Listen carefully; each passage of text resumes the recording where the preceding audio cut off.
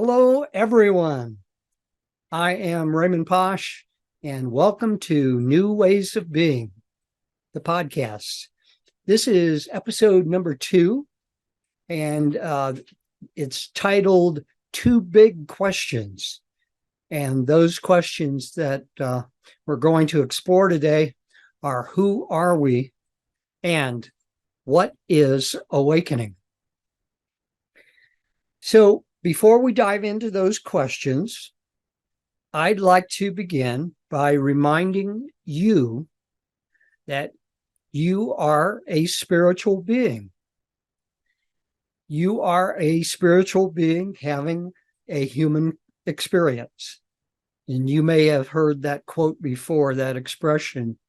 In the past, it had been attributed to Teilhard de Chardin, but they actually found out that he was not responsible for saying that. It was actually attributed, or should be attributed, to Wayne Dyer. Now, at any rate, most people don't necessarily ask themselves any deep questions about what that means. What's it mean to be a spiritual being having a human experience? But, I would say this: a spiritual being is a divine being, an enlightened being, a powerful being, an infinite and eternal being, a creator, and a being of love and light. So in saying that, I hope you already identify yourself at some level with those attributes. But many people might say, well, I don't feel like I'm any of those things. And so that is what this podcast, New Ways of Being, is really all about. It's to help people identify with it and to understand it and to experience it more in their lives. So for now, just know that you are a spiritual being inside, if you don't already, and we will explore that as we go along. Now, also know that what that means is that you have a divine essence, and that divine essence is pure consciousness itself. And know that you share that pure universal consciousness with all other beings, certainly with all human beings, but in reality, it's all beings. And so, saying it again, you are divine, awake, powerful, infinite, eternal, a creator, pure love, and light. And so are all other human beings. And I happen to believe, though, that most people, and that's probably 99% plus, have forgotten these truths and did not know themselves as divine and powerful. So with help, you will remember these truths. That is what we want to do. And I want to give you this important impression about yourself. Know that because you are one with the divine, you are loved always. You are worthy of all good things. You don't have to fix yourself for anything. You are whole and complete and perfect as you are. And you don't have to fix yourself, but you do have to change your thinking about yourself. So that's what New ways of being will help you change your thinking about yourself. And I hope starting with this episode. So stay tuned, uh,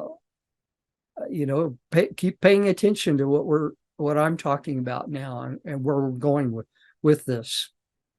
Let me assure you that I know this from my own experience. There is great joy in becoming more fully aware of who you really are and of what the future holds for you. And I've discovered much of this for myself personally, and it is so important and so powerful. Now, for myself, most of my life, I was tuned into life at the levels of mind and rationality, and in my career, it's very analytical, technical, in information technology, and intellectual. But as I have grown spiritually and have continued to awaken more and more to the underlying consciousness and interconnectedness of the universe, then I have been open or able to open to and feel more of the energetic flow that is part of this universe. And I have also discovered that I've become much more empathic, able to not only perhaps be able to care more about people, but to be able to tune more into people at the levels of intuition and energy. So today, I would say I care very deeply about people and the world. And, I've discovered that the emotions that come with being more in empathy with all people, that I have more caring, that can sometimes be overwhelming for me. I feel such a strong emotion and such a strong energy, let me say, of identification with other people and what they're going through, that I react to that. But I've learned that we can step into this in a way and respond to this in a way that lets us relate to people and empathize, but not letting that bring us down to a lower level of vibration. But I would say that for all of you who badly want to change the world and see the world change, I do believe we can change the world. And, in order to do that, though, we must do it by raising our own consciousness to higher levels of being.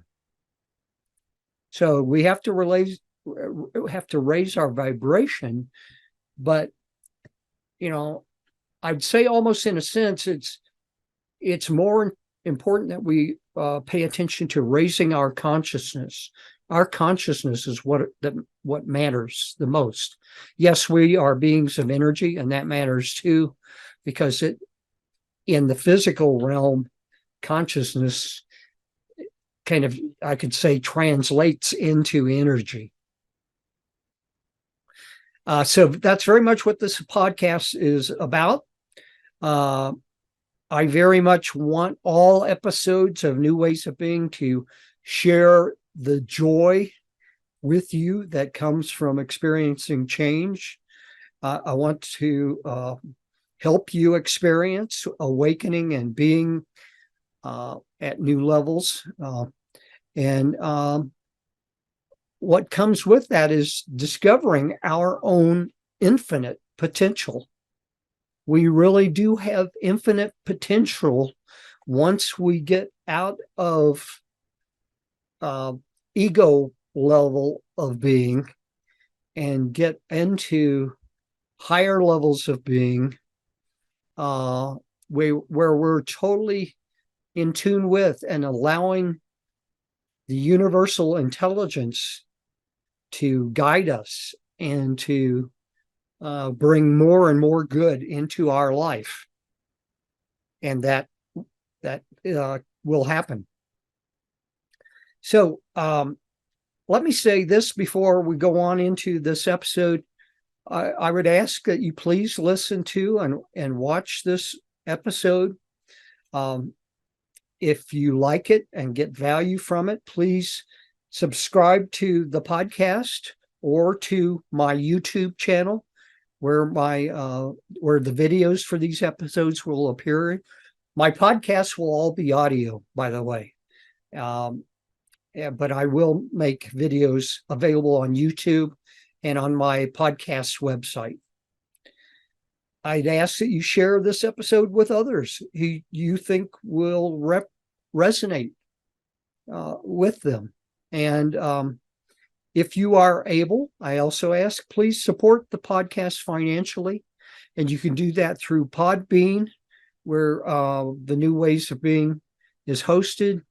And even a few dollars a month will help make this sustainable. And your support will absolutely make a difference in multiple ways.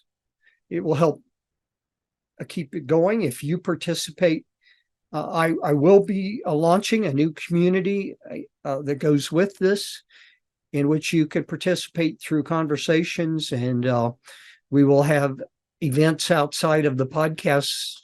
You can join into those, and you can get more continuing, ongoing information. So let me see. Also, I have a website. I'm still in the process of updating it to reflect this new podcast, but it's called RaymondPosch.com. And I have a YouTube channel that I will be putting the videos on. And then very soon you will be able to go on the web. You'll be able to go to newwaysofbeing.world and connect to my podcast website. Right now, you could go to Podbean and find it there under my name, Raymond Posch. Now, let's dive into those two big questions. And those two questions, by the way, are very closely related. So you will realize that as we go through this. So first question is, who are you, or who are we? Because this applies to all human beings. And there are many different ways that I could approach this question. But I've decided I'm going to begin by posing the two questions that Neil Donald Walsh put forward in his book that's called The Essential Path. And those two choices are, and they're asked as questions, are we temporary physical beings, or are we spiritual beings manifesting physically? So are we temporary physical beings that, live for a while on earth and then are gone? Or are we spiritual beings who are eternal, but we're currently manifesting physically on earth? And then the second one is, are we completely separate entities, or are we one essence manifesting individually in this world? So let me explore those just quickly then. Those two questions are important because they get to the heart of exploring what our true nature is, understanding what our true nature is. So for the first question, that's temporary beings versus spiritual beings manifesting physically. Walsh, in his book, he points out that the majority of people on Earth see themselves as spiritual beings manifesting physically because they believe, most people believe in God and in life after death. And that's they belong to many different religions, or like in my case and many people's cases, we are spiritual but not religious. But I'd say most spiritual people are, in sync with this, believe with God in some form, and in believing life after death. And I clearly agree. I based that when I emphasized that we are spiritual beings. So let's go to that second choice. Are we separate entities or one essence manifesting individually? And so I'm going to have to explain this more as I go forward here, but I would guess that the vast majority of human beings would say they are completely separate entities because we have separate physical bodies. And at our current level of consciousness, human consciousness, we are most people are ego-based, and we feel that we are separate from everyone else. But I would strongly state that I believe that we are one essence manifesting individually. And that's because I strongly understand and believe that ego-based separation that most people experience by being stuck in their minds is an illusion. And why do I believe that? Well, I was an atheist for many years, but in 1993, I had something happen that made me really dive into spiritual exploration, which I did.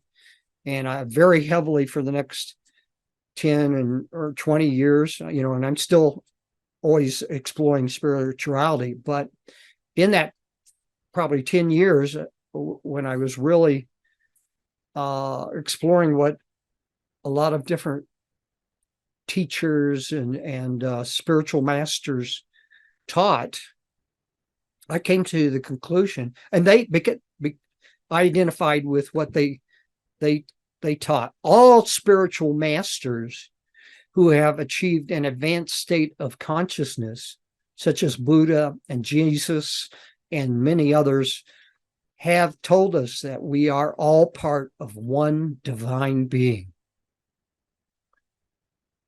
And almost all of them have said that that one divine being is one universal consciousness. There were some that might put it in slightly different terms, that not in terms of consciousness, but of terms of a universal power or something else. It's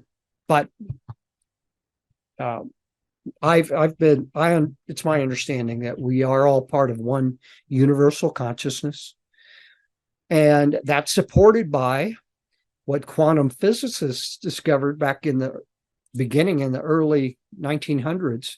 They discovered that all things in the universe are part of one great whole, that there is a quantum field, which is not visible, but out of which flows energy, and but that quantum field is totally unified, and everything arises out of it.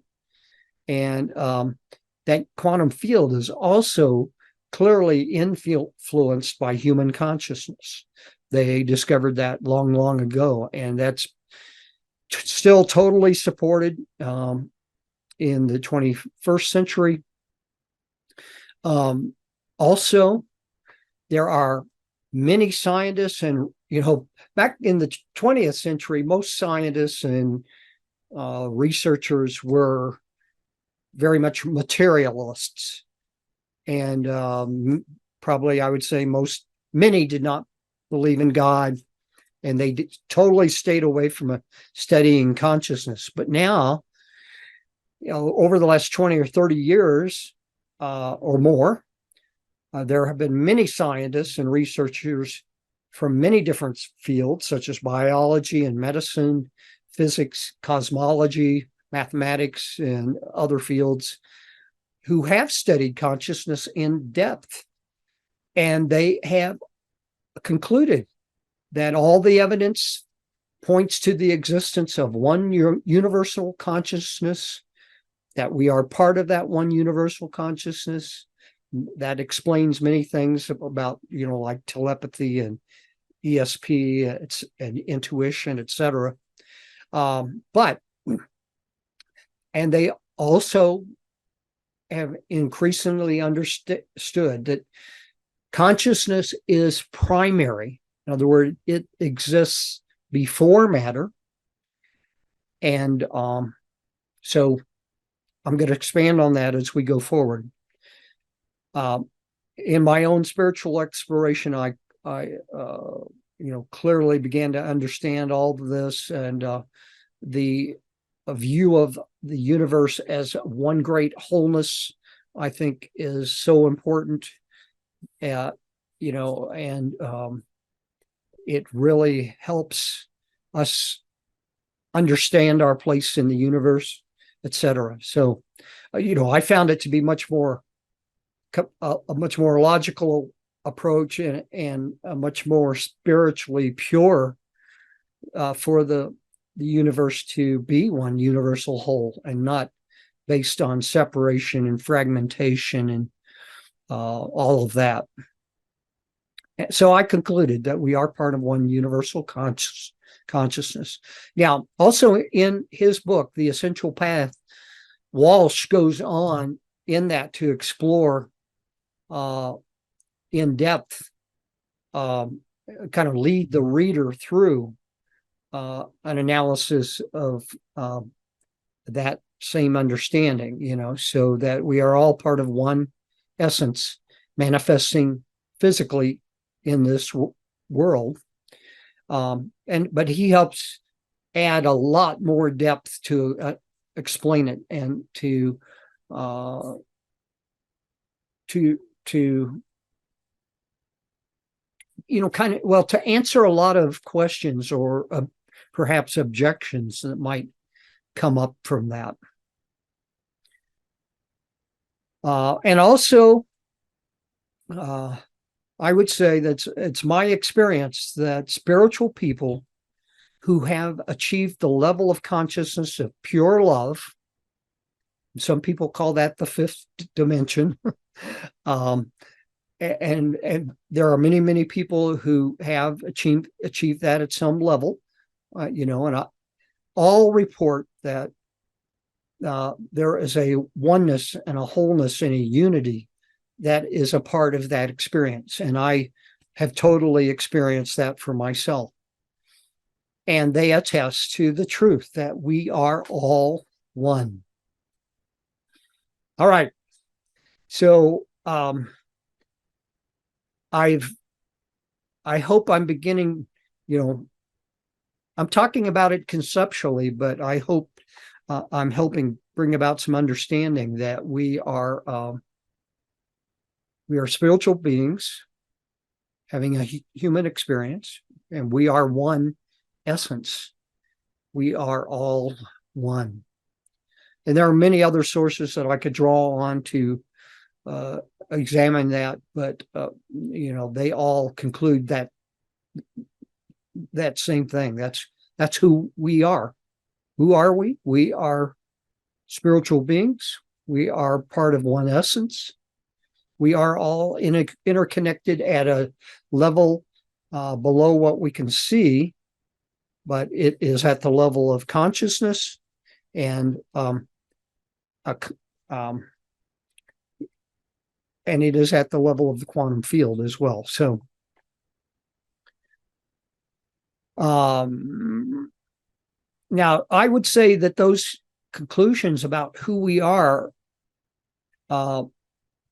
bring us, to concluding, well, from knowing that we all arise as spiritual beings in physical form, but we are all from one essence, one consciousness, that if we know that, it should greatly change our perspective on life, of what life is and how we fit into it and how the world should work. And because that helps us come to a knowing that all human beings are interconnected at the level of consciousness and the quantum field and of life in general. And human beings are, in fact, all beings, all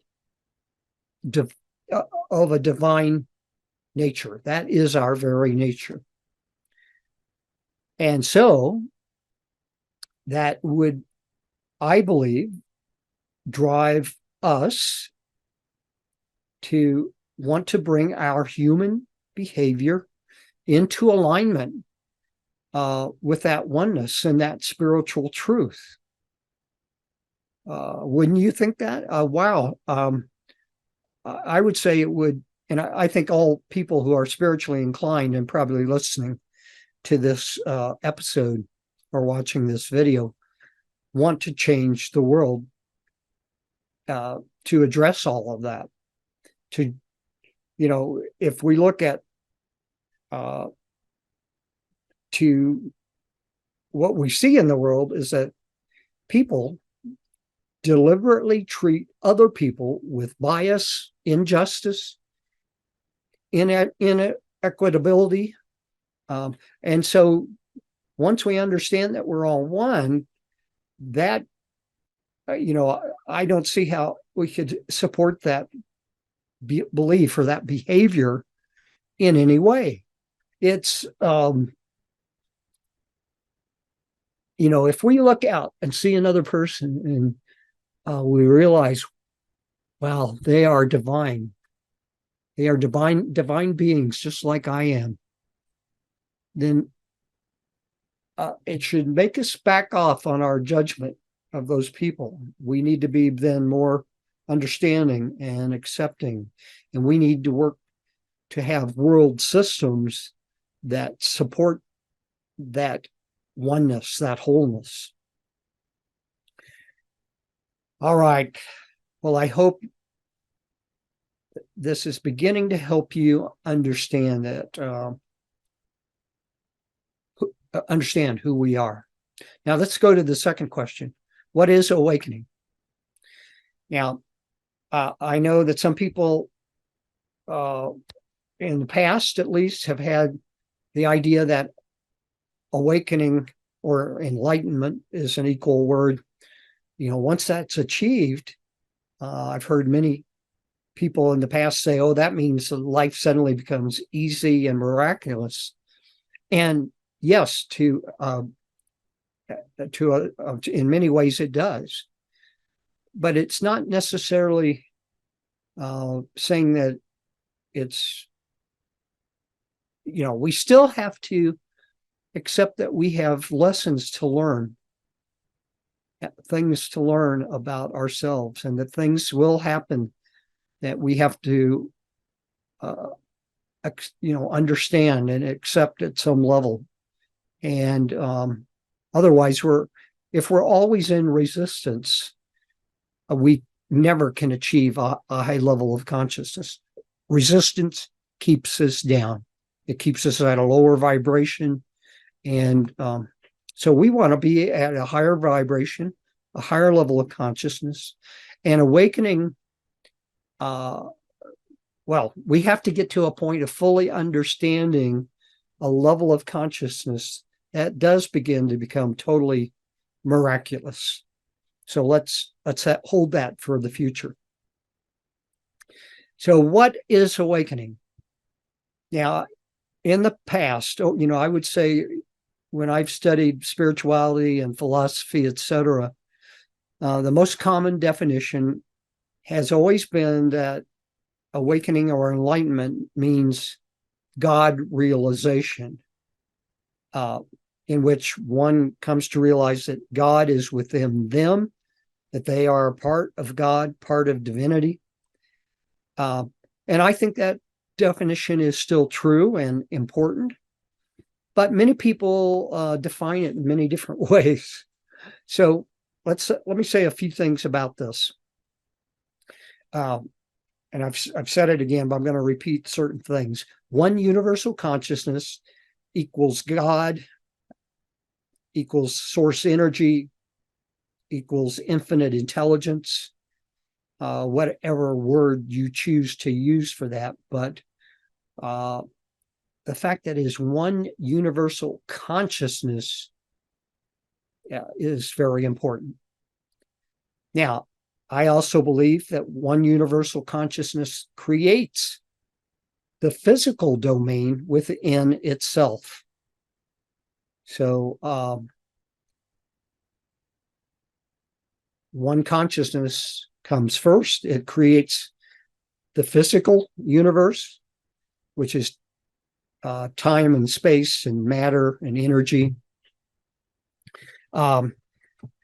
I would also say that consciousness equals awareness equals beingness. Those words really mean very much the same thing. But you need to understand that awareness and mind are two very different things. With mind, it's all thought, and it helps us think about something logically, but awareness is much more in touch with our universal consciousness, and mind is not. Mind can only think about things. And people get confused when we talk about consciousness because they think that thoughts are consciousness. Well, yes, they are a part of consciousness. They're within consciousness. But our essence is awareness. We are aware, and we can come into a deep knowing and a deep connection with the divine. But mind is busy thinking thoughts, and it is a tool that our true essence, awareness, can use. So please understand this. And there are many different ways. The more we get into it, we will talk about awareness in many different ways. But so awakening or enlightenment then means becoming aware and living true to the fact that we are within and part of one universal consciousness. So that's another way of defining what awakening is. Or I could say awakening is becoming awake to and living in consciousness. Or I could say the words awareness or presence or oneness or beingness. They all mean pretty much the same thing as consciousness. And but mind, on the other hand, so mind is a tool. It is thought, and it is can be very much tied to a sense of separation and a sense of time. Awareness, on the other hand, becomes more less, if we're truly aware, we're in the present moment. So time, in a sense, goes away. Mind is very much wrapped up in the past and the future. But when we're aware and awake, we're in the present moment, we are experiencing life in the present moment. And the more fully you are present in the moment, the more you are experiencing it. You are experiencing it more fully. Now, And by the way, when I use the word presence, as Eckhart Tolle does, um, being present, presence means being present in the now. And to be fully present, it's to be aware without thought.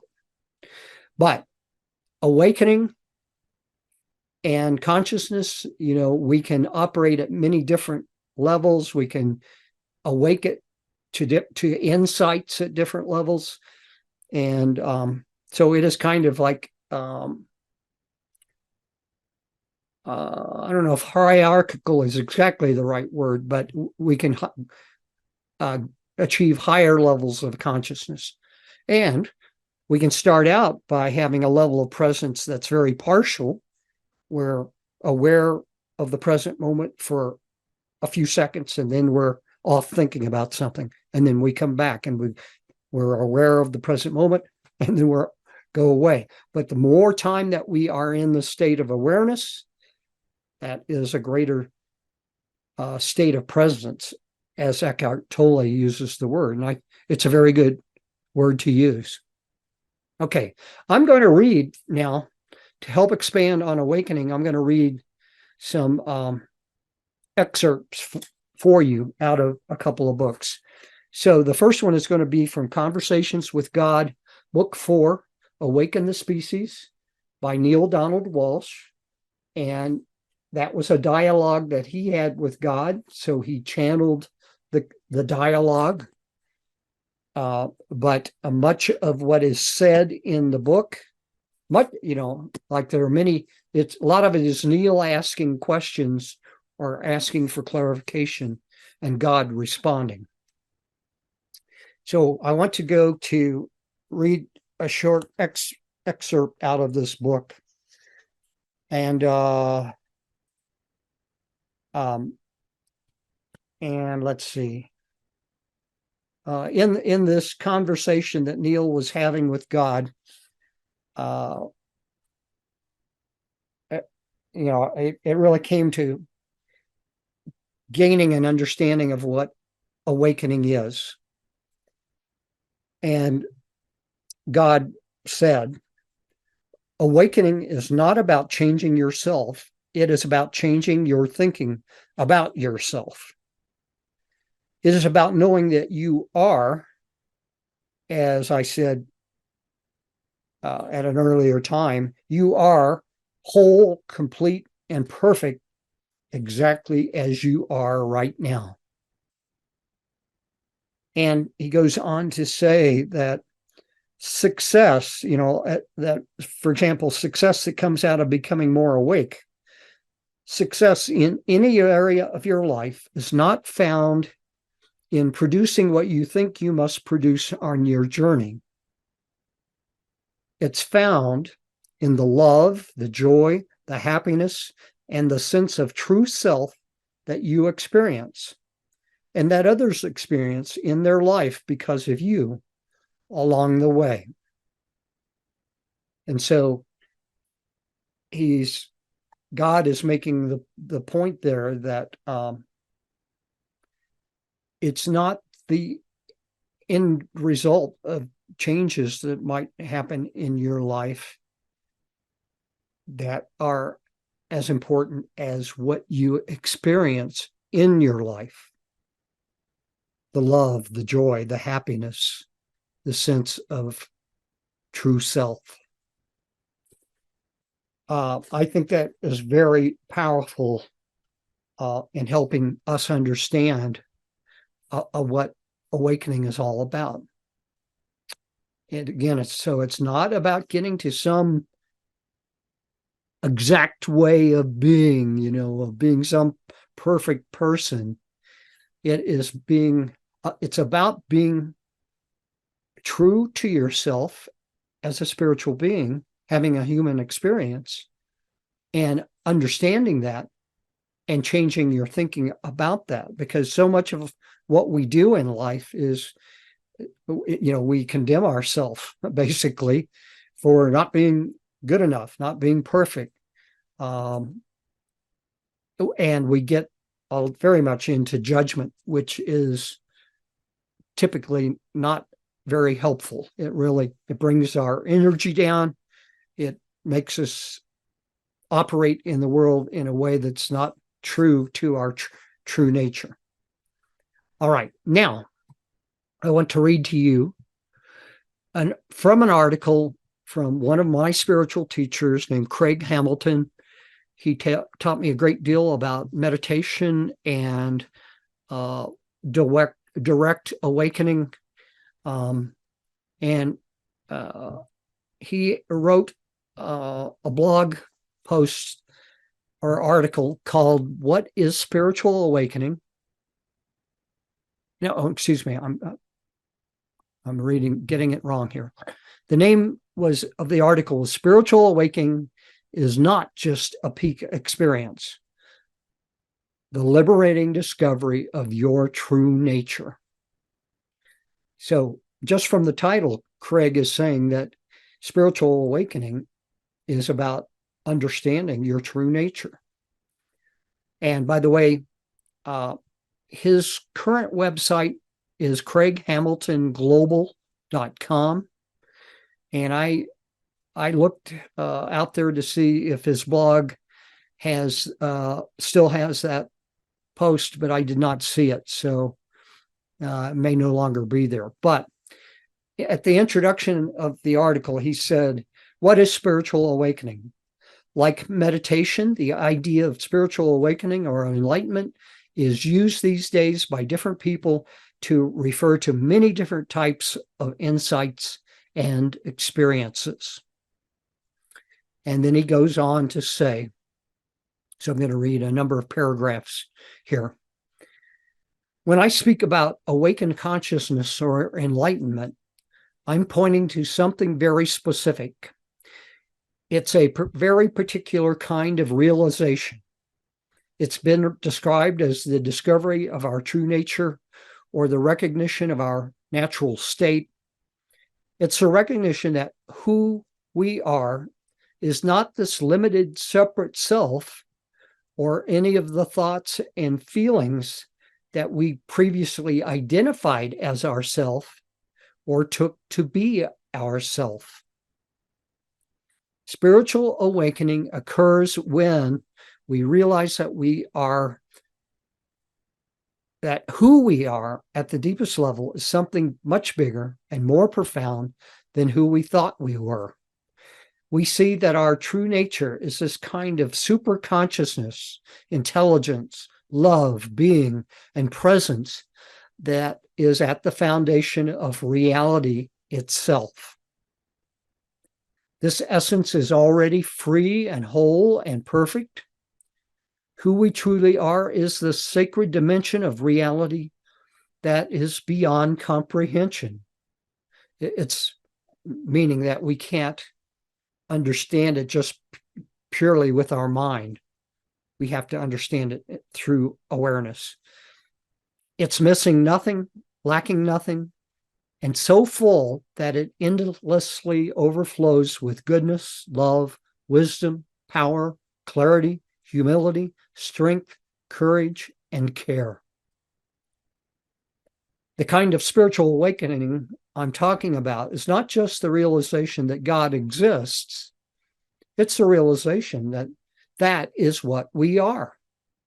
The thing we were always seeking and putting outside ourselves is actually our true nature.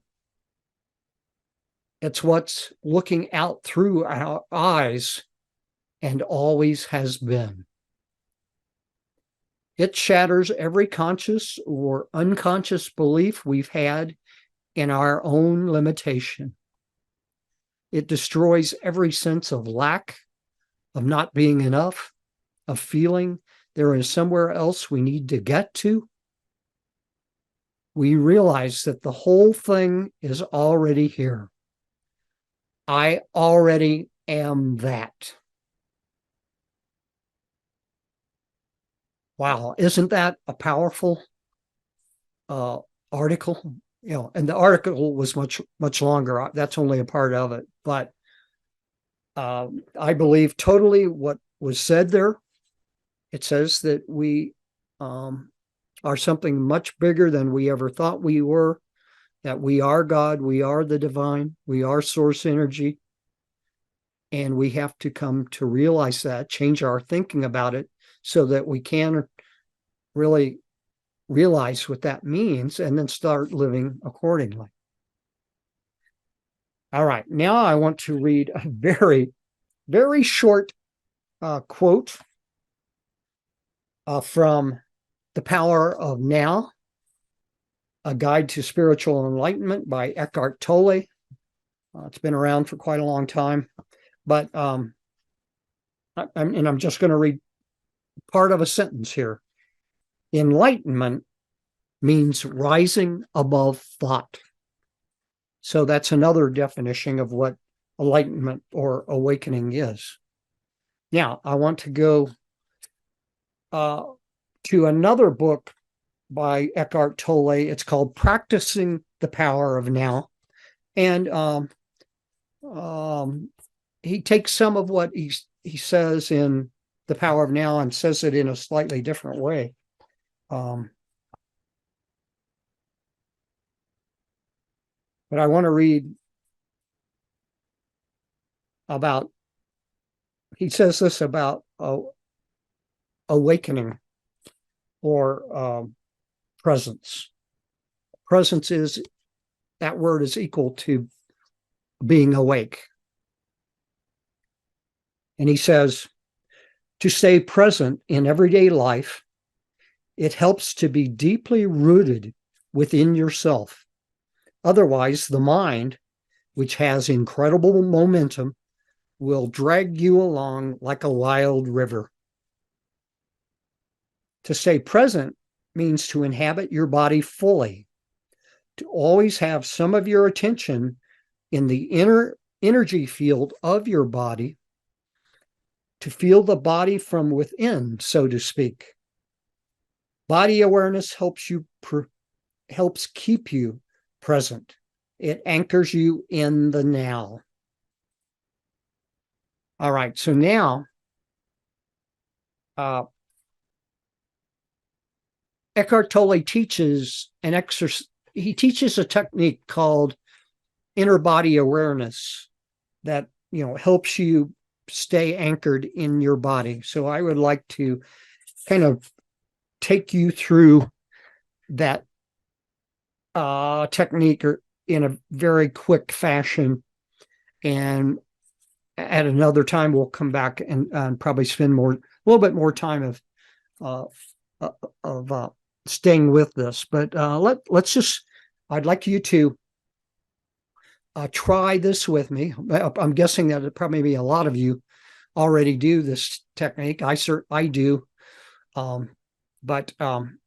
So inner body awareness, please try it now. You may find it helpful to close your eyes for this practice.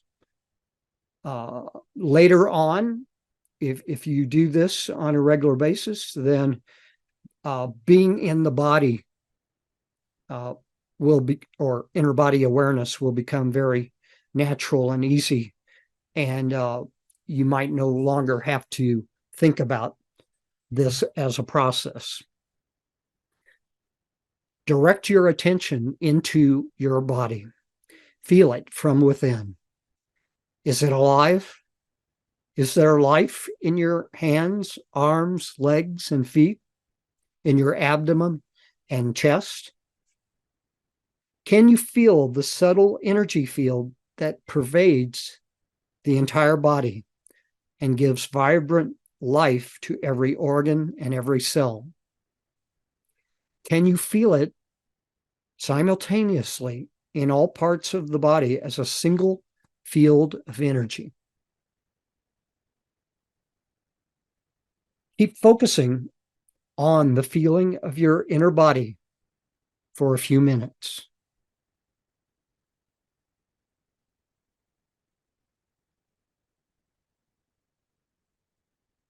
Do you start to think about it?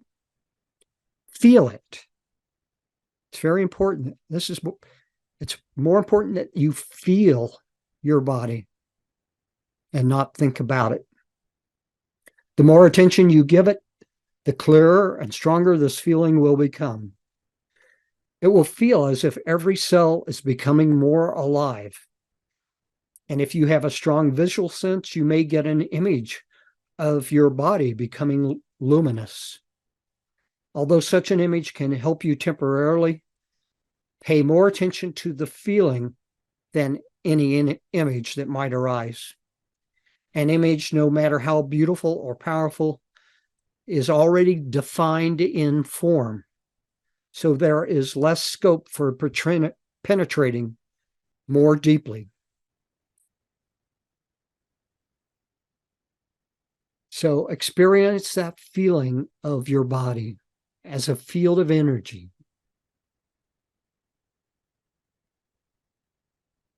And then you can go into that more deeply if you feel into that energy at deeper levels, and it might take a minute or two to do that. And you come to a depth that people experience in meditation that is the source. That you're feeling the source, you're feeling the divine, you're feeling your beingness, which is God. All right, so that was a very quick exercise. And we will do this again in another episode and spend more time at it. And as soon as I get my community going in operation, I will be able to put a full-blown written inner body awareness practice or exercise out there for you to read and to have that available. But I'm still in the process of getting this podcast launched, so that has, and the community is not up and operational yet. So I'd like to repeat that I'm hoping that as new ways of being the podcast and the associated community unfold, that you will fully appreciate their value and applicability in your life. And that you will, appreciate that. And that is my goal and commitment. I want this to be something quite powerful to you. I love all my listeners, and I will do everything I can to help you experience new ways of being and realize the gifts that those ways of being will bring to you, because they are quite profound, especially as we get to higher levels of being. And I ask that if you can, please become a financial supporter by pledging a monthly amount on my hosting site, Podbean, to make this service available. The next episode, in it, I will explore how guidance from ascended masters can speed up our process of evolution and help us experience life in profoundly more joyful ways. Now, and usually we learn about these teachings in books or programs that are channeled through highly psychic people that are able to do that kind of channeling and channeling that the information that those ascended masters or angels teach. So may you awaken to your true divine self. May you know great love and joy. May you know yourself as creator within your own creation. May you experience a wonderful life with everything you desire. And may you participate ever more fully in the evolution of human consciousness.